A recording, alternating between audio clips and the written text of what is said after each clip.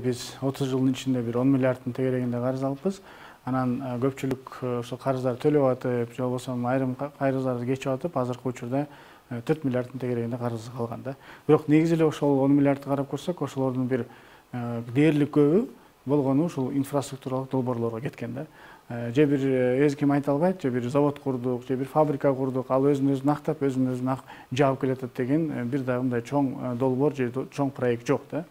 Ошол эле учурда биз карап көрсөк, анализдеп көрсөк, ошолордун баардыгын чет жактагы келген ошол компаниялар утуп алган экен. Бул көрүнүш 90-жылдары нормалдуу болсо, бирок акыркы 20 жылда биздин өзүбүздүн жеке компаниялар баардыгын өзү эле кылып атат да. Мындайча айтканда, компаниялар келет, утуп алат, чет жактагы компаниялар.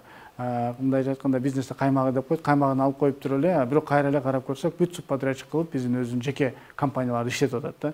Алар эң болбогон бир баалар менен иштеп атат. Алар өзүнүн өнүгүп кетиш үчүн эмес, алар эптеп мындай выживать этиш үчүн, же болбосо жөн отурбай бир проект алсам экен деп алып иштеп аткан учурлар аз эмес. Ошол эле учурда карап көрсөк, алардын мына мисалы талашты эле алсак, бир топ компаниялар карызга батып, алар төлөбөй өз абагында качып кеткен да компаниялар жок эмес да.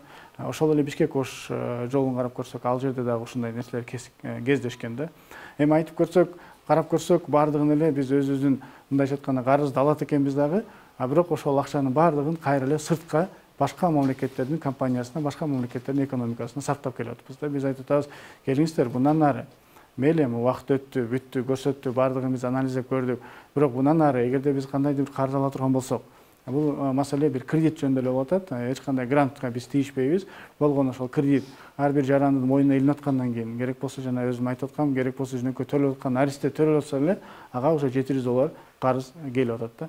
Ошону келиңиздер, чогуу биргеликте максималдуу түрдө өзүбүздүн мамлекетибизге, өзүнүн экономикасына иштетели. Ал кантип иштейт? Өтүп аткан тендерлер, болуп аткан тендерлердин баардыгына биз преимущественное право деп коебуз, ошол биздин ата мекендик ишкерлерге берели.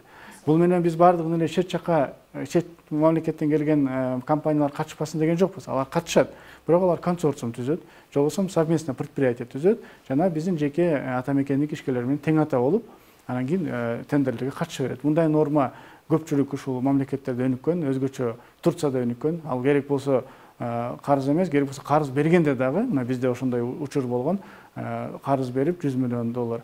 Биз мектептерди курганбыз, бирок айткан биз беребиз. Ошол эле учурда биздин өзүнүн жеке турциялык мамлекет немелер компаниялар катышсын, кыргыздар менен чогуу совместный предприятие курсун деген мындай саясат бар да. Биз дагы ошол саясатка өтүшүбүз керек деп ойлойм.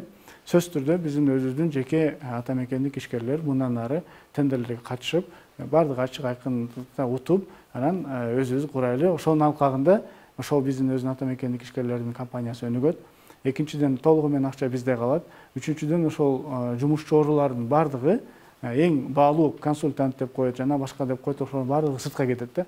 Ошолордун баары дагы биздин өзүбүздүн мамлекетибизде калсын деген ушундай чоң ниет тилек менен өзгөртүү киргизип жатабыз.